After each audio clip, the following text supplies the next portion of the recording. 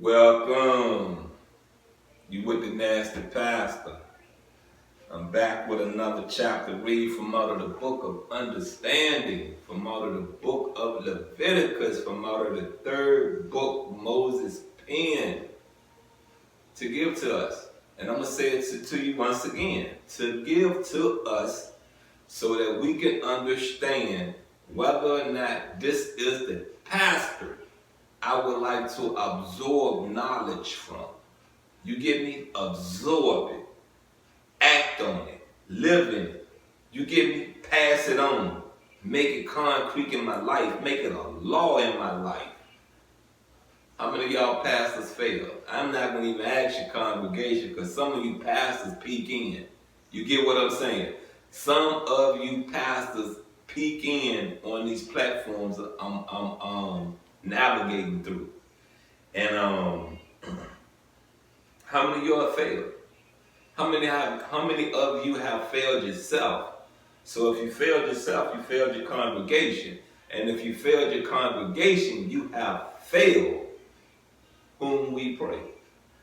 You have failed whom we pray. You put that cloth on, I didn't. You put it on, I didn't.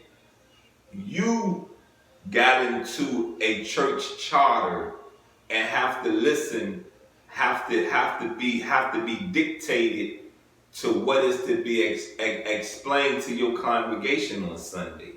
You did that. I didn't. You get it? I didn't. Anywho, we're in chapter 15. And chapter 15 is the law concerning bodily discharges. Who know what bodily discharges is? That's odor, if you ask me. That's urine, if you ask me. That's manure, if you ask me. That's spit, that's mucus. Bodily discharges, sweat. You get what I'm saying? You know, words come from out of your body. You feel what I'm saying? Emotions come from out of your body. You ever heard a person say to you, your body language tells me that you want me? Your body language tells me this is not the right time to even talk to you? Yeah, that's a discharge. Anywho, come on, let's get into this. And the Lord spoke to Moses and Aaron, saying, speak to the children of Israel and say to them, when any man has a discharge from his body, his discharge is unclean. And this shall be his uncleanness in regard to his discharge. Whether his body runs with his discharge or his body is stopped up by his discharge, it is his uncleanness. Every bed is unclean on which he who has the discharge lies, and everything on which he sits shall be unclean. And whoever touches his bed shall wash his hands and bathe in water and be unclean until evening. He who sits on anything on which he who has the discharge sex shall wash his clothes and bathe in water and be unclean until evening. And he who touches the body of him who has the discharge shall wash his clothes and bathe in water and be unclean until evening. Now I'm gonna pause right there. You get what I'm saying? I want to, elaborate on that. I really do. I really want to speak on that. I know we get ready to dive into verse 8. Let me stamp that in my head so I don't lose my spot. But we're to wash our hands when we eat our food. So what that tell? What that tell? There are things we have touched that is unclean. You get what I'm saying? Flies have a discharge. You get me? You get me? Roaches have a discharge. Ants, all that. All type of animals, creatures, they have a discharge also. You get me? We're to what? We're learning that when we shake people's hands, we're to what? Go wash our hands because man has a discharge. You feel what I'm saying? Yeah, has a discharge. You can catch a common cold from someone coughing in front of you or from someone that has used their hands to cover their mouth, and then they take their hands and touch you, you can catch a cold that way.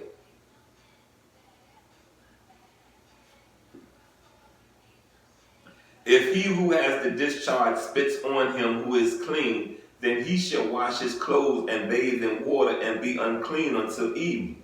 Any saddle on which he who has the discharge rides shall be unclean. Whoever touches anything that was under him shall be unclean until the evening. Until evening. He who carries any of those things shall wash his clothes and bathe in water and be unclean until evening. And whomever the one who has the discharge touches and has not rinsed his hands in water, he shall wash his clothes and bathe in water and be unclean until evening. The vessel of earth that he who has the discharge touches shall be broken, and every vessel of wood shall be rinsed in water. And when he who has a discharge is cleansed of his discharge, then he shall count for himself 7 days for his cleansing, wash his clothes and bathe his body in running water. Then he shall be clean. On the 8th day he shall take for himself 2 turtle doves or 2 young pigeons and come before the Lord to the door of the tabernacle of meeting and give them to the priest. Then the priest shall offer them, the one as a sin offering and the other as a burnt offering. So the priest shall make atonement for him before the Lord because of his discharge. If any man has an emission of semen, then he shall wash all his body in water and be unclean until evening. Now, I want to pause right there. I want to get in, I'm going to pause right there, put a stamp in my head. We're to proceed in verse 17. I love a woman that want to shower before we have sex. I love a woman that want to shower after sex. I do. It was a time that I did those things like that. And then it was a time I got so comfortable with the woman I'm with, I'm laying in her semen. She's laying in my semen. You get what I'm saying? You get it. You get what being comfortable does, right? You understand that? I'm at a point in my life, when you reflect back and you look at the mistakes you make, you correct them. You correct them. My journey, my path, my realization that I'm on now, I don't want to get comfortable with anyone. I don't want to, my friends, who I look at as a friend. You get me? Friend. They're in the grave.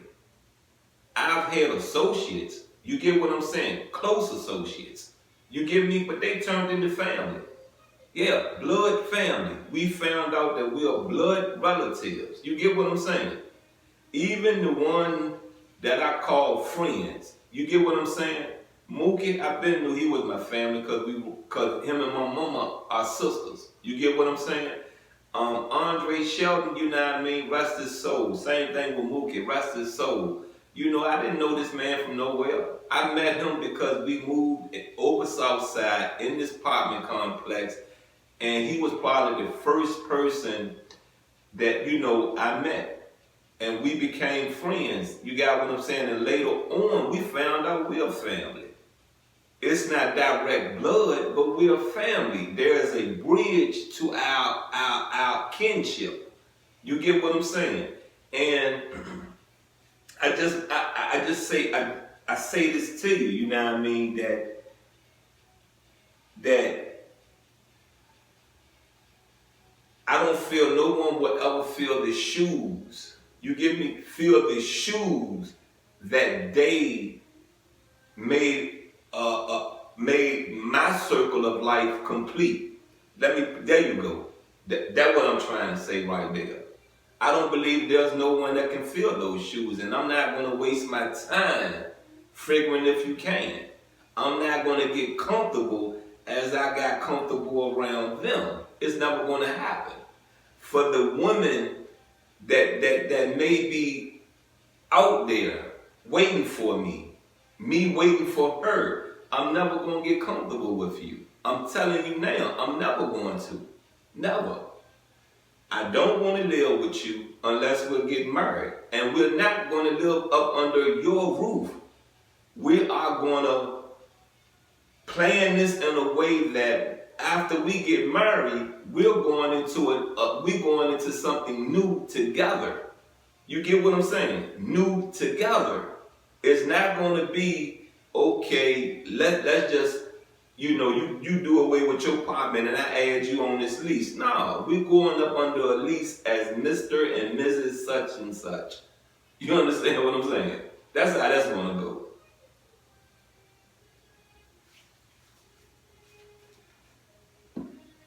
Let's get back into what I said, 17. Let's roll. And any garment and any leather on which there is semen, it shall be washed with water and be unclean until evening.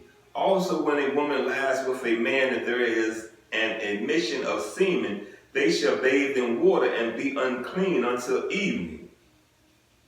You get it? Most of you women sit with semen inside you. And then most of you women has to get a hysterectomy somewhere, right? Right?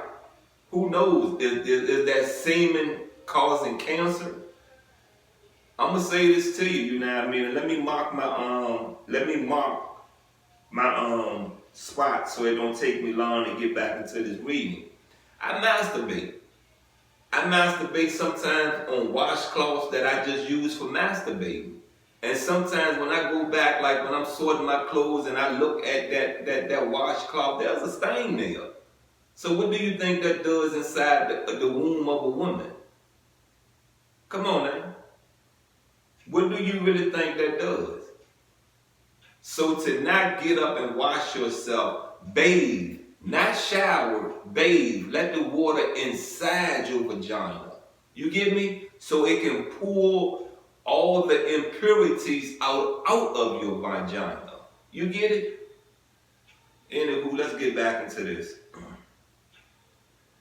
Everything that she lies on doing her impurity shall be unclean. Also, everything that she sits on shall be unclean. Whoever touches her bed shall wash his clothes and bathe in water and be unclean until evening. And whoever touches anything that she sat on shall wash his clothes and bathe in water and be unclean until evening. If anything is on her bed or on anything on which she sits, when she touches it, he shall be unclean until evening. And if any man lies with her at all, so that her impurity is on him, he shall be unclean 7 days, and every bed on which he lies shall be unclean. Yes, I have had women come on me. Yeah, I have had women come on me, and I have not showered. And when I wake up, I'm smelling like Punani. I'm smelling like her. You get what I'm saying? I'm smelling just like her. It's still right there. If a woman has a discharge of blood for many days other than at the time of her customary impurity, or if it runs beyond her usual time of impurity, all the days of her unclean discharge shall be as the days of her customary impurity. She shall be unclean. Every bed on which she lies all the days of her discharge shall be to her as the bed of her impurity, and whatever she sits on shall be unclean as the uncleanness of her impurity. Then I say this to you again, and this is no disrespect to women, but have you had a woman where that she have sat on your bed and it left a stench? I've had that happen before. She still her stench is still on my bed sheets. She ain't took her clothes off yet. She ain't took nothing off yet.